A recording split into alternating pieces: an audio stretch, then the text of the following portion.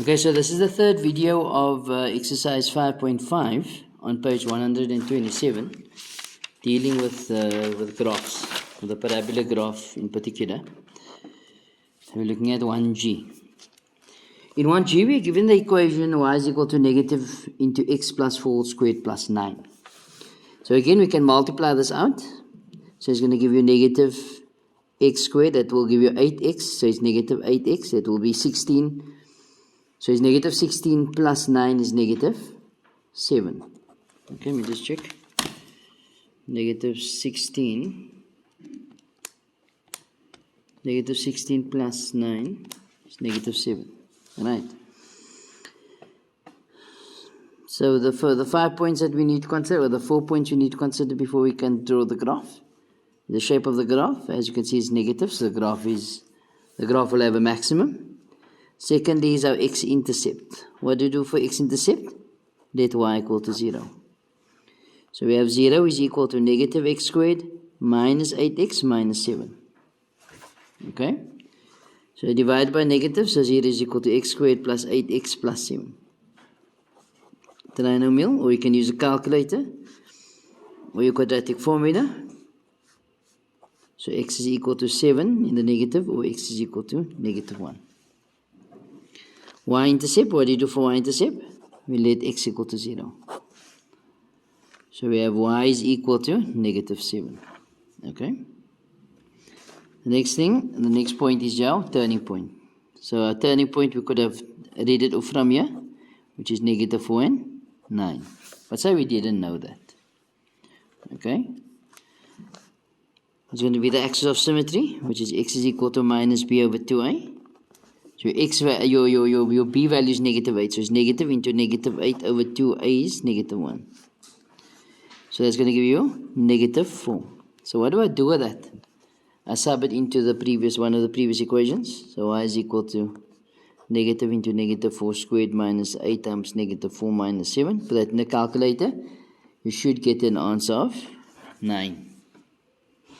So the turning point coordinate is negative 4 and 9. Okay. So this is enough information to draw the graph. Okay, let's draw the graph here on top. So that's your y and your x. Okay. Your origin.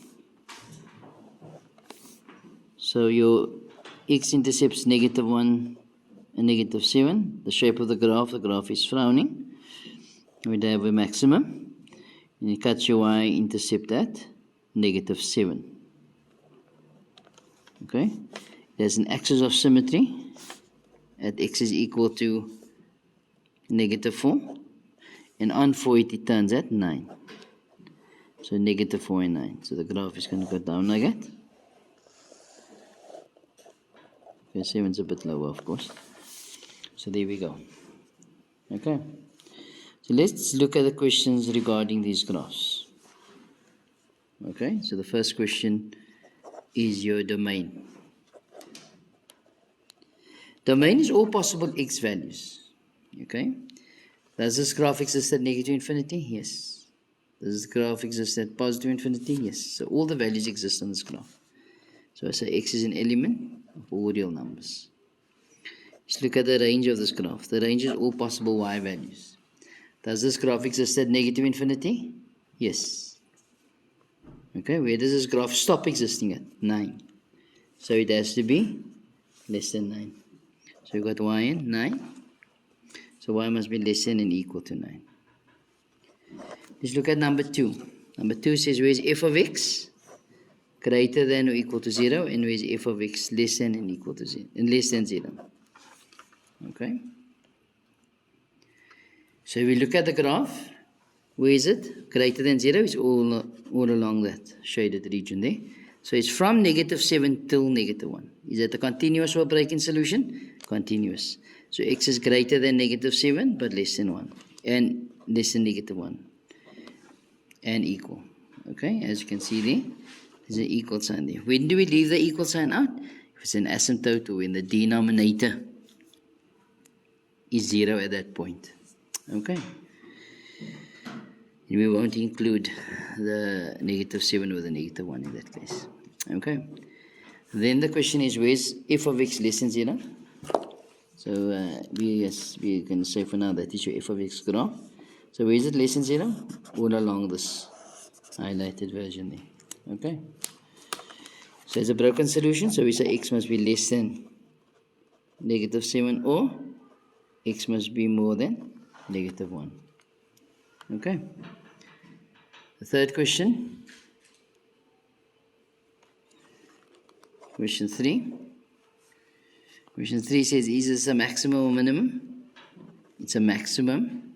And it has a maximum value of 9. It's to do with the turning point. And occurs at a value of x is equal to negative 4. So this graph has a maximum value of 9. And it occurs at an x value of negative 4. Let's look at the fourth question. It says the equation of f is reflected in the x-axis. So if it's reflected in x-axis, what's the rule if something reflected in the x-axis? Y becomes negative. Reflected in the x-axis, y becomes negative. So the equation of this graph is y is equal to negative into x plus 4 squared plus 9. So if y becomes negative, it's negative y is equal to negative into x plus 4 squared plus 9. Then what do? We divide throughout by negative. Then it's going to be y, positive y now is equal to negative divided by negative is positive, x plus 4 squared minus 9. Okay. The next question is number 5. No.